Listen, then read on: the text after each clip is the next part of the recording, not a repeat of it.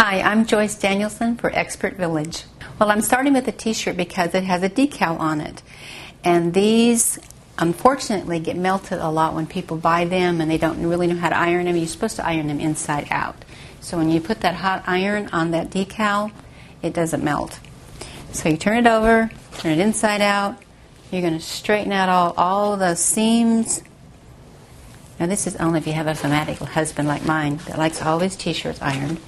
A lot of guys don't, but he does. And then we're going to turn the iron on low. Wait for it to heat up a little bit. And then you just start ironing. Now I'm not pressing, I'm ironing. There's a difference. Pressing is when you apply pressure and hold it for a few seconds. Ironing is when you move the iron back and forth. So there is a difference. A little bit of confusion sometimes on that. And just work it back and forth until you get a nice smooth press or iron. Then you just keep moving it up. A little bit at a time.